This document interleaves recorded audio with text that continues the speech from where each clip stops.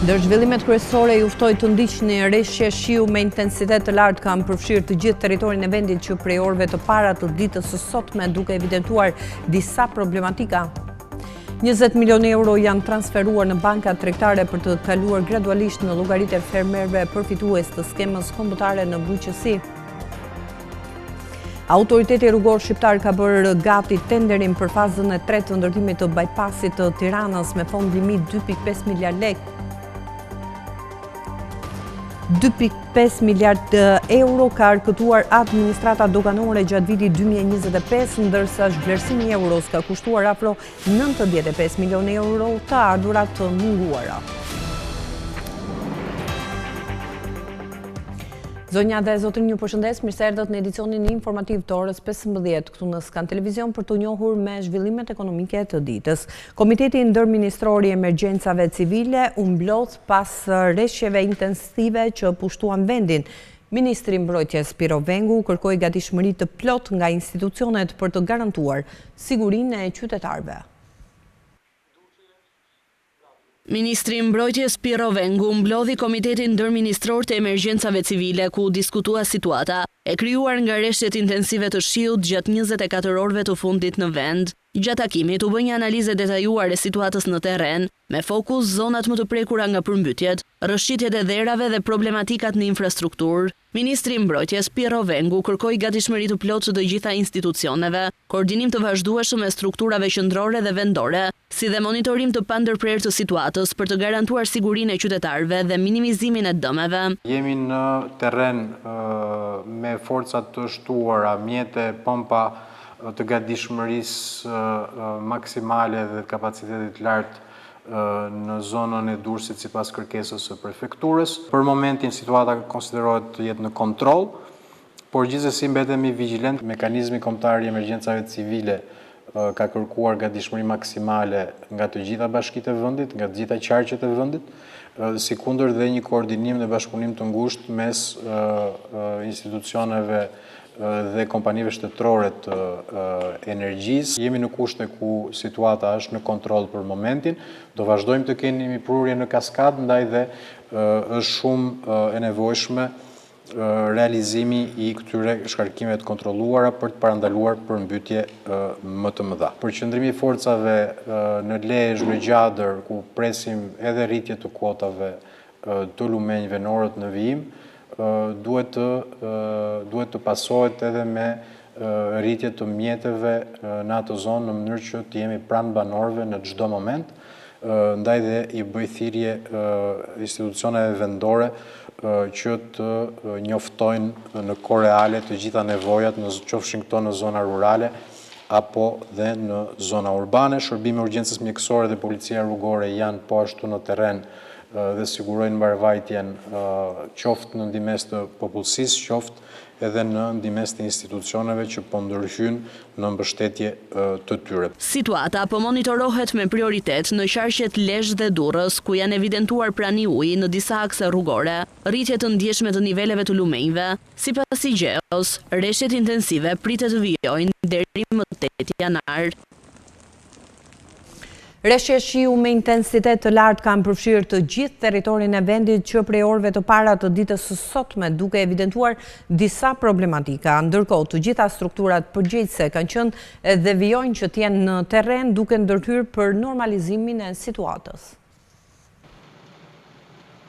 Rreshje shiu me intensitet të lartë kanë përfshirë të gjithë territorin e vendit që prej orëve të para të mëngjesit të së martës. Përpasoj janë evidentuar disa problematika që në momentet e para të gjitha strukturat në varësinë e Ministrisë së Infrastrukturës dhe Energjisë kanë qenë dhe vijojnë të jenë në terren duke ndërhyrë për normalizimin e situatës. Në zonën veriore, rreshjet e shiut kanë qenë me intensitet të lartë duke sjellë rënje gurësh e inertesh në trup të rrugës dhe prurje uji të mëdha. Në aksin Bog-Theth ka pasur rreshje të bore, ndërsa në Dusha i Lek Bibaj, në kilometrin 4 ka ndodhur një rrëshqitje, duke vështirësuar qarkullimin, po punohet për largimin e materialit nga pjesa kaluese e rrugës. Në aksin Vorma-Minas, në kilometrin e 2 ka prezencë të ujit në rrugë. Kontraktorët me mjete e punëtor kanë qenë në terren pa ndërprerje për të bërë pastrimin e akseve.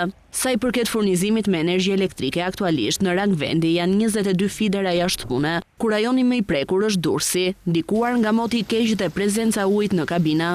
Të gjitha linjat që furnizojnë hidrovorët janë në funksion, përveç segmentit në Synej të Kavajës, për të cilin është duke u punuar. Linjat 35 kV dhe nën stacionet furnizojnë normalisht me energji elektrike. Në rrjetin e transmetimit, të gjitha linjat 400 kV, 220 kV dhe 110 kV janë në operim normal, ndërsa brigadat e linjave dhe nën stacioneve janë në gatishmëri.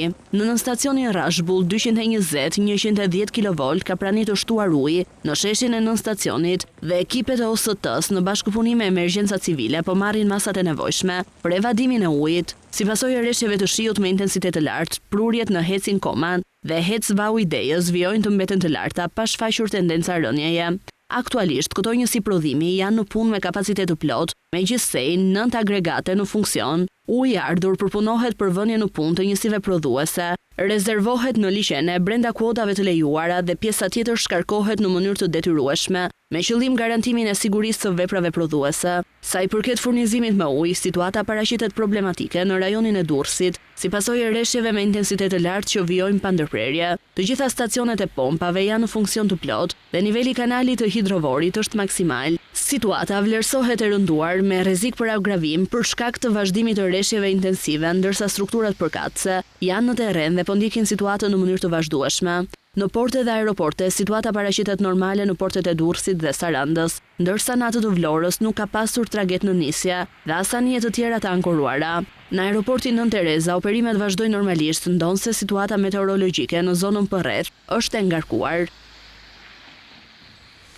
Rreshjet e dendura të shiut që kanë prekur të gjithë territorin e vendit kanë sjellë prurje të shumta edhe në kaskadën e lumit Drin. Në një postim në rrjetet sociale, kryeministri Edi Rama thekson se në këtë kaskadë ka nisur shkarkimet e kontrolluara nga hidrocentralet e Komanit dhe Vau të Dejës. Aktualisht po shkarkohet një sasi prej 700 m3 për sekond përveç prodhimit.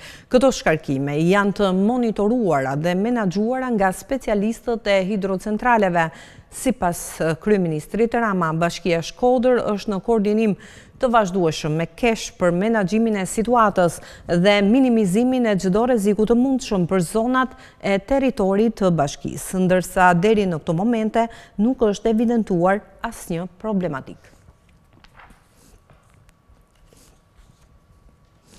Do të ndryshojmë argument, 20 milion euro janë transferuar në banka tregtare për të kaluar gradualisht në llogaritë e fermerëve përfitues të skemës kombëtare në bujqësi 2025. Kështu përmbyllet edhe cikli i pagesave totale. Kësti i dytë i pagesave në kuadër të skemës kombëtare të mbështetjes për vitin 2025 në bujqësi është kaluar brenda datës 31 dhjetor në përputhje me procedurat financiare në fuqi. Agjencia për Zhvillimin Bujqësor dhe Rural bën me dije se fondet përkatëse tashmë janë transferuar në bankat e nivelit të dytë dhe po kalohen gradualisht në llogaritë bankare të fermerëve përfitues. Me aktin normativ për ndryshime në buxhet në fund vit, buxheti i Agjencisë për Zhvillimin Bujqësor dhe Rural është shtuar fondi për rreth 20 milion eurosh, i cili është destinuar për kryerjen e pagesave në kuadër të skemës kombëtare të mbështetjes, masat 1 deri në 8 për vitin 2025. Agjencia për Zhvillimin Bujqësor dhe Rural ka mundësuar kalimin e 50% të shumës së mbetur të pagesave, të cilat po shpërndahen aktualisht në llogaritë bankare të rreth 65.000 fermerëve përfitues përmes bankave të nivelit të dytë. Masat e skemës kombëtare 2025 përfshin 8 masa në total: tufën bazë të matrikuluar, gjedhje të imta, zhvillimin e bletarisë, mbështetje për far, fidan dhe inputet të tjera, kultivimin e bimëve mjekësore aromatike, fermat organike, certifikimin Global Gap, mbështetjen me naftë për punimet e mekanizuara në bujqësi.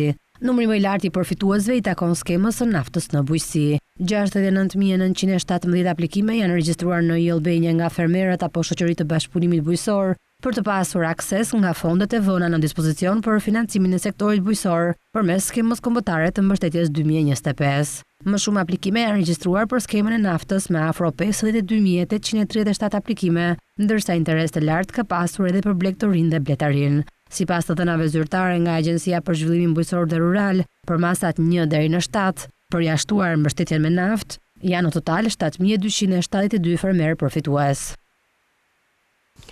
Autoriteti rrugor shqiptar ka bërë gati tenderin për fazën e 3 të ndërtimit të bypassit të Tiranës me fond limit 2.5 miliard lek. Bypassi i Tiranës është një prej projekteve më të rëndësishme rrugore në vend, pasi synon të lidh drejt për drejt autostradën Durrës-Tiranë me atë Tiranë-Elbasan, duke shmangur hyrjen në kryeqytet. Autoriteti rrugor shqiptar ka bërë gati tenderin për fazën e 3 të ndërtimit të bypassit të Tiranës. Sipas të dhënave të publikuara në Agjencinë e Prokurimit Publik, fondi limit do jetë 2.5 miliard lek, teksa detajet mbi gjatësinë e këtij loti do bëhen publike në momentin e hapjes së procedurës së prokurimit publik. Për këtë vepër infrastrukturore tashmë ka nisur punimet për fazën 1 dhe 2, pasi gjatë 2025-s u nënshkruan 2 kontrata me vlerë totale prej 5.9 miliard lek. Bypassi i Tiranës është një prej projekteve më të rëndësishme rrugore në vend, pasi synon të lidh drejt për drejt autostradën Durrës-Tiranë me atë Tiranë-Elbasan, duke shmangur hyrjen në kryeqytet. Me një gjatësi prej 21.6 kilometrash, kjo rrugë do përshkojë pjesën jugore, jug-perëndimore dhe perëndimore të Tiranës, duke filluar pranë qendrës tregtare City Park në Kashar dhe duke përfunduar në Mullet, në kryqëzim me autostradën Tiranë-Elbasan. Traseja do ketë 2 korsi në secilin drejtim, një gjerësi prej 10.5 metrash dhe do lejojë shpejtësi deri në 120 km/h. Rruga do kalojë në një teren fushor dhe kodrinor, duke përfshirë ndërhyrje të thella teknike, si ura të 2 fishta mbi lumin Erzen, ndërtim të një tuneli të ri në Rogozhin dhe vendosjen e 3 nyjeve kryqëzimi. Gjurma e rrugës përshkon zona bujqësore, përfshirë fshatrat Allgjat, Picall dhe Stërmas. Për te ndikimit në qarkullim, bypassi pritet të sjellë përfitime mjedisore dhe urbane. Kjo pasi duke shmangur kalimin e trafikut të rënd përmes Tiranës, pritet të reduktohet ndjeshmëndotja, trafiku i brendshëm dhe aksidentet në rrugët urbane të kryeqytetit. 2.5 miliard euro ka arkëtuar administrata doganore për gjatë vitit 2025, ndërsa zhvlerësimi i euros ka kushtuar afro 95 milion euro të ardhurat të munguara. Mallrat e akcizës kanë shënuar vlera rekord importesh. Administrata doganore ka përmbyllur vitin 2025 me rezultate pozitive në mbledhjen e të ardhurave, duke arkëtuar rreth 240 miliard lek, ose afërsisht 2.5 miliard euro. Krahasuar me vitin 2024, të ardhurat doganore rezultojnë rreth 10 miliard lek më të larta, çka përfaqëson një rritje vjetore prej 4.3%. Sipas të dhënave zyrtare nga Drejtoria e Përgjithshme e Doganave, performanca pozitive e të ardhurave është arritur pavarësisht ndikimit negativ të forcimit të lekut gjatë vitit 2025. Administrata doganore vlerëson se si pasojë e mbiçmimit të monedhës vendase janë humbur rreth 9.5 miliard lek të ardhura në terma nominal, apo afro 95 milion euro. Duke marrë në konsiderat këtë efekt, rezulton se rritja reale e të ardhurave doganore ka qenë ndjeshëm më e lartë. Konkretisht, të ardhurat reale krahasuar me një vit më parë arrin në rreth 19.5 miliard lek, ose 10% më shumë, duke reflektuar një përmirësim të ndjeshëm të volumit të importeve, formalizimit dhe eficiencës së mbledhjes së tyre. Në raport me planin vjetor të miratuar, doganat kanë realizuar 98% të ardhurave të planifikuara. Megjithatë, kur llogaritet edhe efekti i kursit të këmbimit, të ardhurat reale rezultojnë në rreth 5 miliard lek mbi planin, apo 103.3% e objektivit vjetor. Këto rezultate dëshmojnë për një administrim më efikas të proceseve doganore, rritje të kontrollit dhe luftës kundër informalitetit, si dhe përmirësim të bashkëpunimit me biznesin. Njëkohësisht, shifrat tregojnë se ekonomia ka ruajtur një nivel të qëndrueshëm të aktivitetit tregtar gjatë vitit 2025, pavarësisht sfidave të lidhura me kursin e këmbimit dhe zhvillimet ekonomike rajonale. Rezultate rekord janë shënuar edhe në të ardhurat nga mallrat e akcizës. Veçanërisht, karburantet shënojnë një nivel konsumi prej rreth 760.000 tonësh, plus 75.000 tonë krahasuar me një vit më parë. Cigaret arrin në 3.450 tonë nga 3.200 tonë të planifikuara dhe 250 tonë më shumë se një vit më parë. Konsumi i kafes u rrit me rreth 500 tonë, ndërsa i birrës me rreth 1.000 tonë më shumë se një vit më parë. Në sektorin e turizmit, Shqipëria përgatitet për vitin 2026 me sfida të reja. Sipas ekspertëve, në fokus duhet të jetë rritja e të ardhurave, zgjatja e sezonit dhe zhvillimi i turizmit të identitetit. Teksa janë duke përfunduar bilancet se si performoi turizmi vitin që sapo u mbyll, sektori përgatitet për sfidat e vitit 2026. Sipas kreut të shoqatës së hotelërisë turizmit, Zak Topuzi, fokusi nuk duhet të jetë thjesht numri i turistëve, por rritja e të ardhurave, zgjatja e sezonit turistik dhe zhvillimi i turizmit të identitetit për të tërhequr vizitorë që rikthehen dhe që shijojnë historinë, kulturën dhe zonat rurale të vendit. Shqipërisë i dalin detyra për vitin 2026 të rëndësishme. Ndoshta ajo më e rëndësishme është konsolidimi përfundimisht që nuk është numri i turistëve i rëndësishëm, po është të ardhurat që sigurohen nga ta, pasi në proporcion ose më mirë në analizën rajonale, sipas Eurostat, Shqipëria siguron më pak të ardhurat për turist në të gjithë rajonin, duke mbetur prapa gati 25% më pak se dhe vetë Maqedonia e Veriut, e cila... Sipas Topuzit, kjo arrihet në radhë të parë duke zgjatur sezonin turistik, por një nga pikat kryesore të sektorit mbetet që punonjësit të mos paguhen vetëm për sezon, por të sigurohet subvencion përtej sezonit turistik. Gjithashtu, në 2026, Shqipëria duhet të forcojë turizmin e identitetit. Shqipëria të zhvillojë turizmin e identitetit, pasi mos harrim që Ballkani është një zonë që janë zhvilluar pothuajse të gjithë luftrat botërore dhe prej 2400 vjetësh ka histori, ka kështjella, ka antikitet dhe Europa dhe njerëzit, domethënë turistët në përgjithësi, e kërkojnë këtë lloj, po themi, turizmi. Besoj se do të duhen infrastrukturë e thjesht, pra komunikim më i thjesht me zonat rurale. Por gjatë këtij viti, Shqipëria duhet të ketë një raport të qartë mbi turistët që rikthehen në vendin tonë. Dhe në finale, domethënë ajo, po themi, gjë më e rëndësishme për Shqipërinë është gjatë 2026 ne duhet të nxjerrim konkluzion sa turistë janë ata që janë kthyer dhe po vinë për herë të dytë apo për herë të tretë. Ktu është pastaj formula e suksesit. Ndryshe nuk do kemi zhvillimin e duhur. Ndërkohë, gjatë vitit 2025, Shqipëria ka kapërcyer shifrën e 12 milion vizitorëve me pasaportë të huaj, duke tejkaluar ndjeshëm rezultatet e një viti më parë.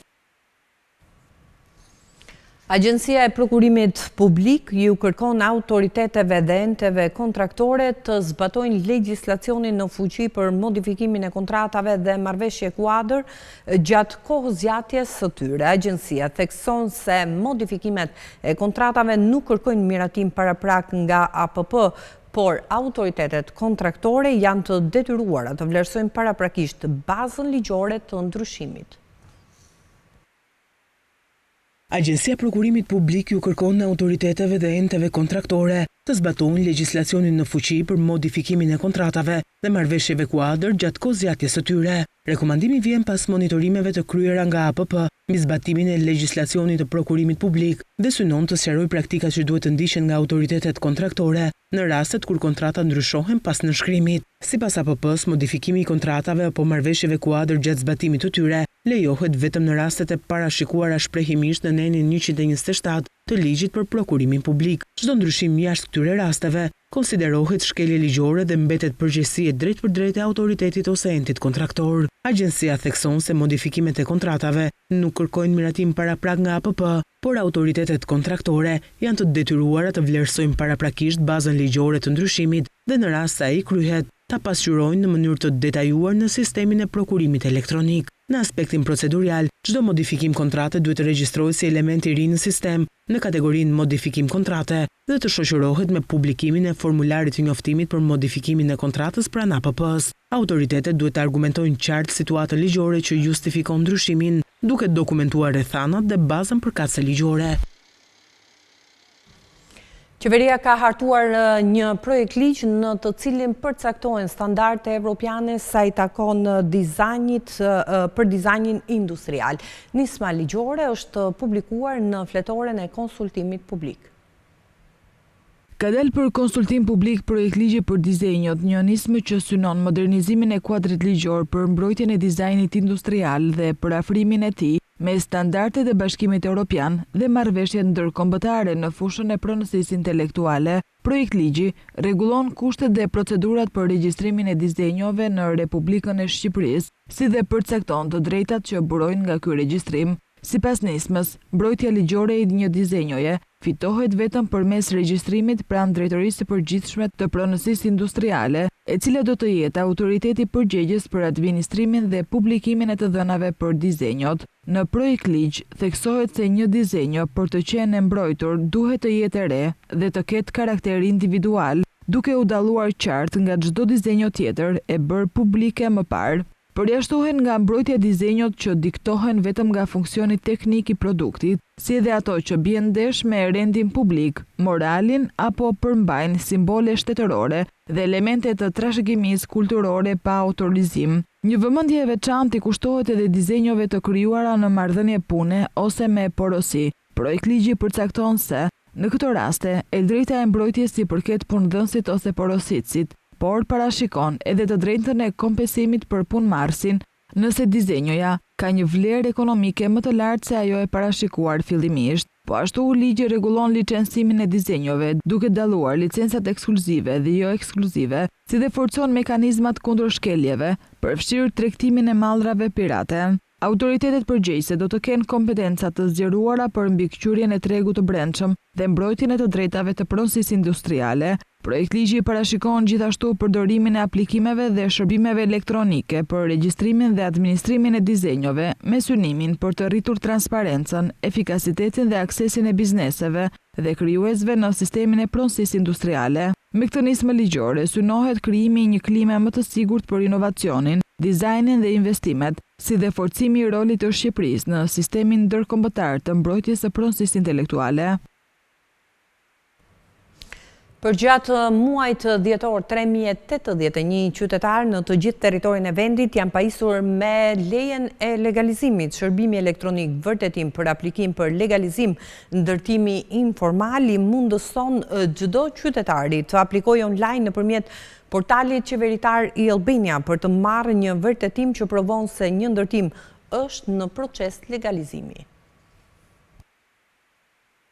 Agjencia Shtetërore e Kadastrës bën të ditur se gjatë muajit dhjetor 3081 qytetarë në të gjithë territorin e vendit janë pajisur me vendim legalizime. Sipas të dhënave nga Agjencia Shtetërore e Kadastrës, lista e përfituesve e organizuar sipas drejtorive vendore është publikuar në faqen zyrtare, duke u ofruar qytetarëve mundësinë të informohen në mënyrë transparente për statusin e tyre.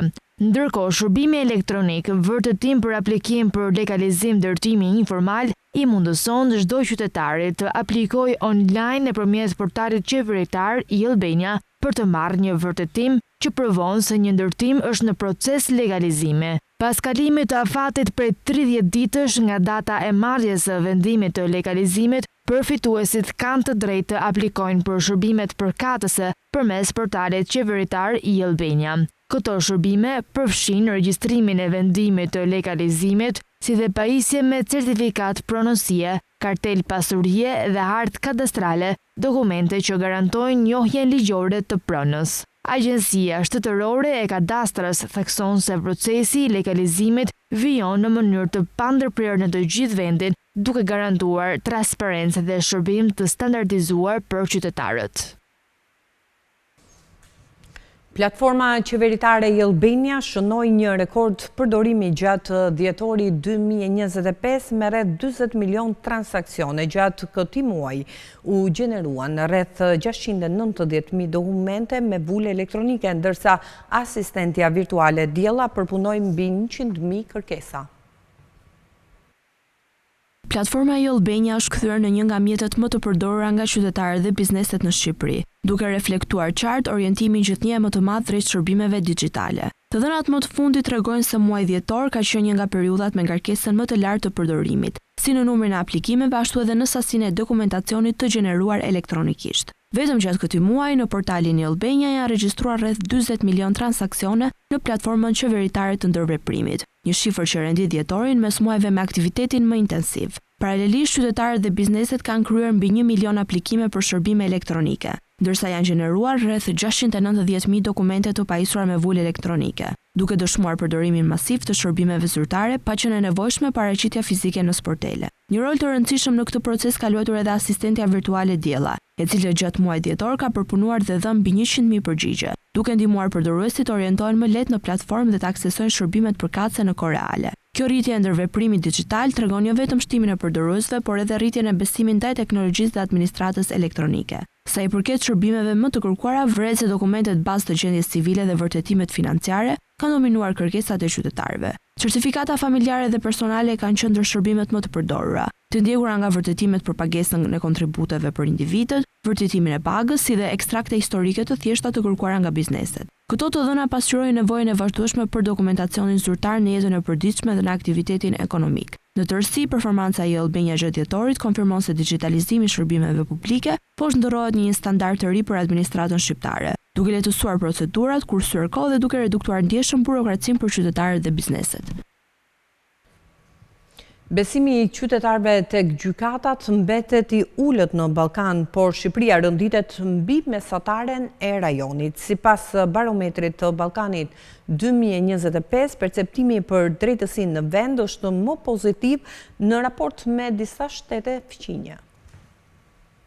Besimi i qytetarëve shqiptar te gjykata duket i brisht, por Shqipëria renditet më mirë se mesatarja e rajonit sipas të dhënave të barometrit të Ballkanit. Krahasuar me Kosovën dhe vendet e tjera të Ballkanit Perëndimor, perceptimi për drejtësi në Shqipëri shfaqet më pak negativ, ndonse pa arritur nivele bindëse besimi. Sipas anketës, 37% e qytetarëve në Shqipëri deklarojnë se kanë mjaft besim te gjykatat, një nivel i njëjtë me ata që shprehen se kanë pak besim. Vetëm 19% thonë se nuk kanë as pak besim, ndërsa 7% e konsiderojnë marrëdhëniet me sistemin e drejtësisë si të shkëlqyer. Në Kosovë, besimi shfaqet disi më i polarizuar, ndërsa 39% e qytetarëve deklarojnë mjaft besim te gjykatat, më shumë se në Shqipëri. Po ashtu, Kosova kryeson rajonin për përqindjen e qytetarëve që vlerësojnë marrëdhënien me gjykatat si të shkëlqyer, me 15%. Në nivel rajonal, tabloja është më problematike. Mesatarisht, shumica e qytetarëve të Ballkanit Perëndimor deklarojnë se kanë pak ose as pak besim te gjykatat. Veçanërisht Maqedonia e Veriut paraqitet me nivelin më të ulët të besimit, ku mbi gjysma e qytetarëve shprehen se nuk kanë as pak besim te sistemi i drejtësisë. Të dhënat tregojnë se ndonse Shqipëria nuk renditet ndër vendet me performancën më të dobët, besimi në drejtësi mbetet i kufizuar dhe larg pritshmërive të qytetarëve. Ky perceptim mund të lidhet me zvarritjen e proceseve gjyqësore, dyshimet për korrupsion dhe mungesën e transparencës, pavarësisht reformave të ndërmarra vitet e fundit. Sipas të dhënave të analizuara më herët nga Scanintel, mbi kohën e përfundimeve të proceseve gjyqësore për çështjet civile duheshin mesatarisht 6 vjet, ndërsa për ato administrative deri në 13 vite.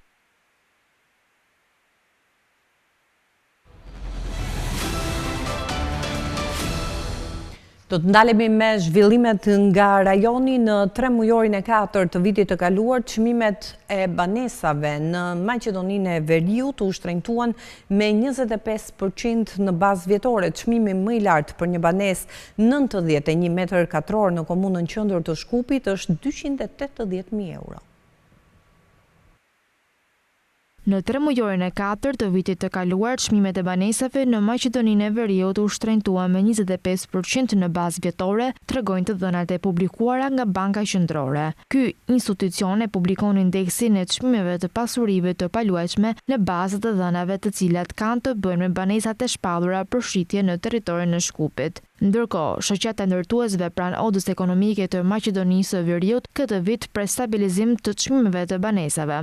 Presim ofertë më të madhe dhe shpresojmë se 2026 do të jetë vit që do të mbahet mend ku oferta do të barazohet me kërkesën. Pritjet tona janë se do të ndërtohet jo më pak se në vitin 2025 në rajonet në të cilat pati aktivitet të madh, thekson shoqata. Të dhënat të fundit nga enti shtetëror i statistikave të publikuara për tetorin e vitit të kaluar tregojnë se nga 446 leje ndërtimi, 289 janë dhënë për objekte të ndërtimit të lartë, ndërsa parashikohet ndërtimi i 177 banesave. Të dhënat nga regjistri i çmimeve dhe qërave të Agjencisë për Kadastër të Pasurive të Paluajtshme për 3 mujorin e 3 të vitit 2025 tregojnë se çmimi më i lartë i arritur i banesës për metër katror është 189.231 denar ose 280.000 euro për sipërfaqe të përgjithshme prej 91 metra katror që ndodhet në territorin e komunës qendër. Për metër katror janë paguar 3.000 euro.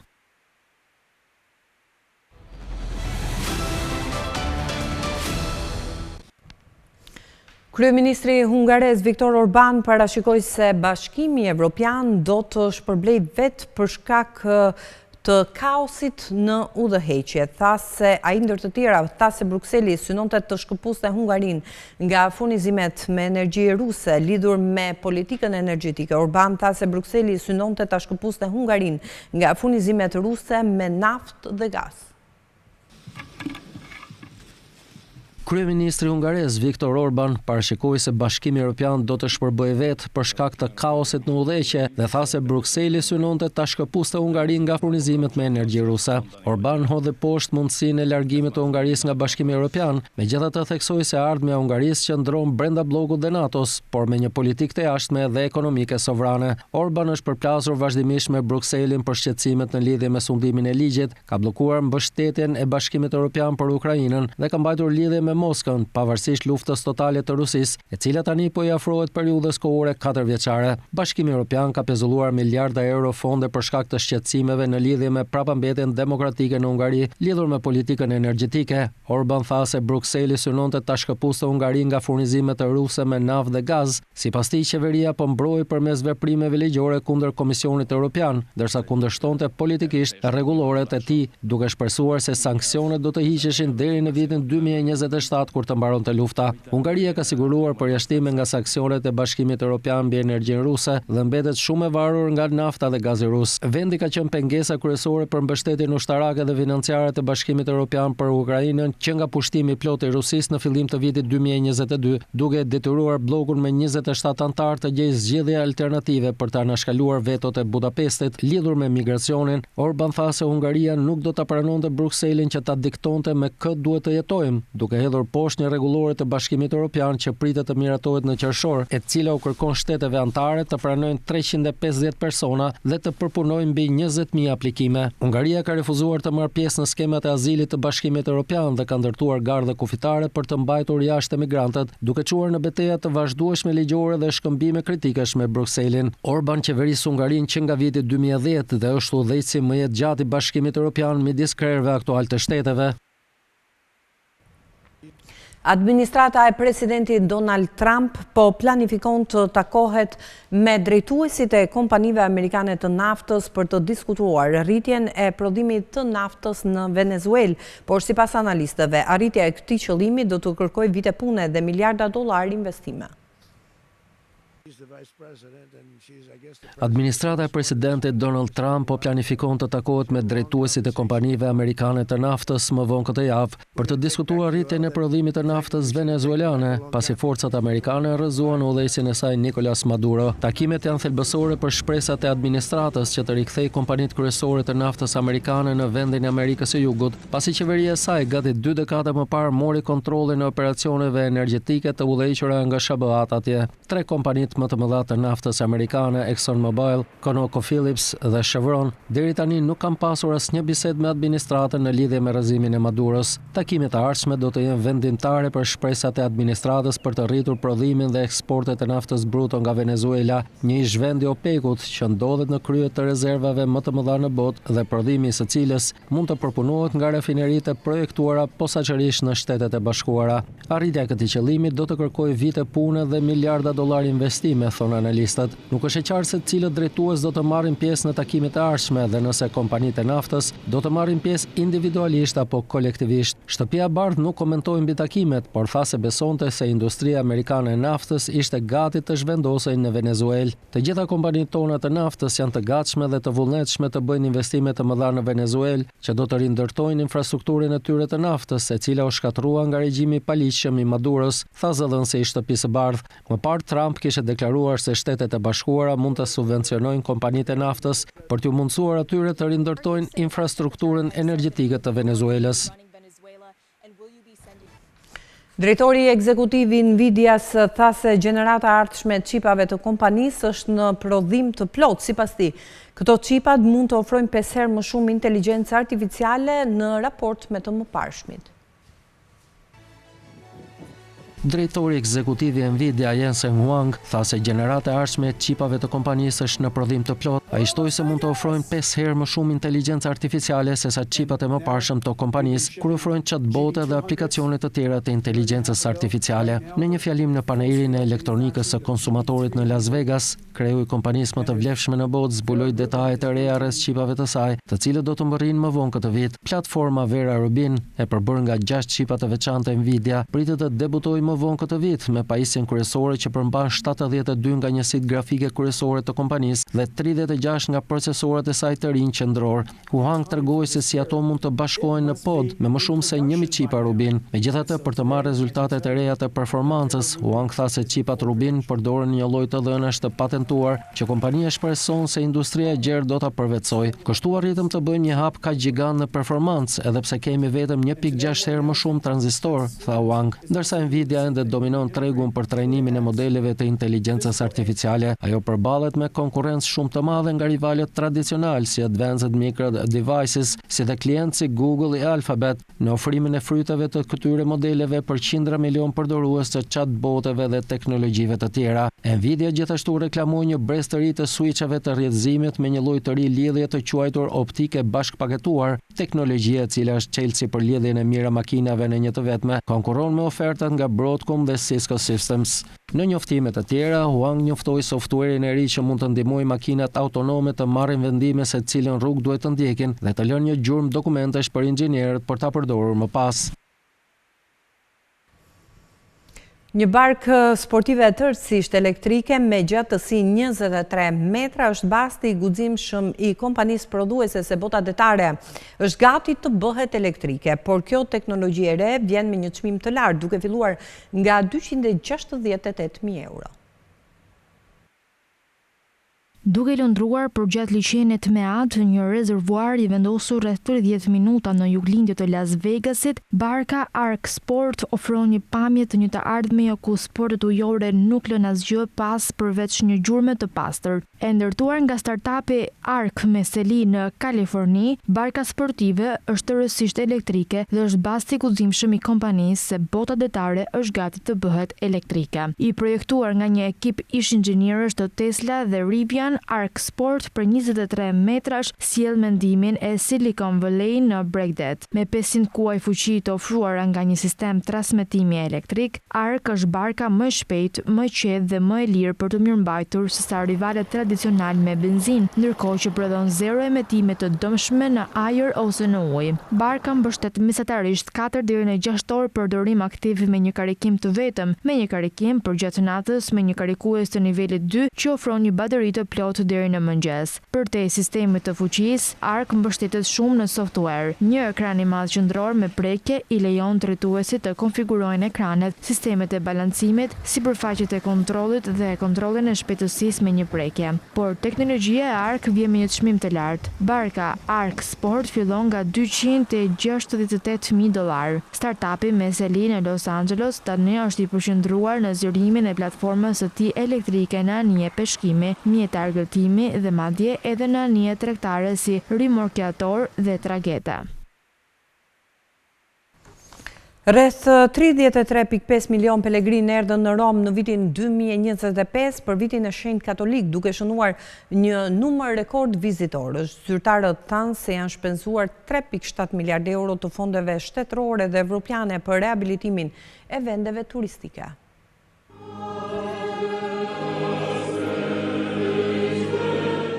Rreth 33.5 milion pelegrinë erdhën në Rom në vitin 2025 për vitin e Shenjtë Katolik, thanë zyrtarët e Vatikanit dhe ata italian, duke shënuar një numër rekord vizitorësh vjetor dhe një ndihmë për dyqanet turistike lokale, muzeet dhe restorantet.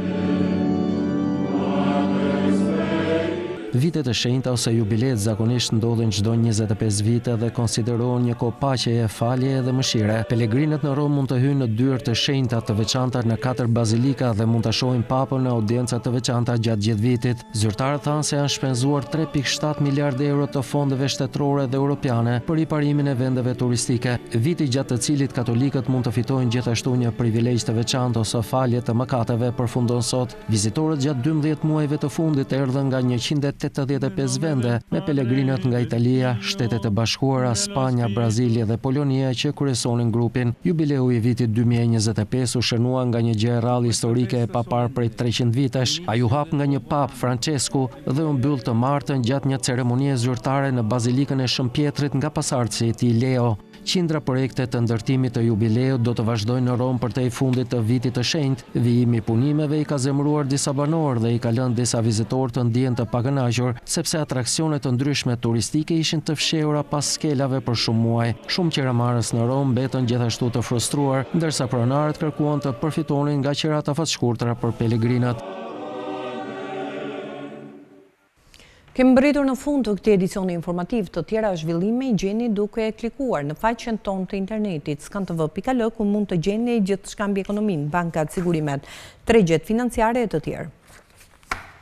Faleminderit që na ndoqët, ndajmë këtu për të ritakuar në orën 16 në emisionin Box to Box. Qëndroni me ne.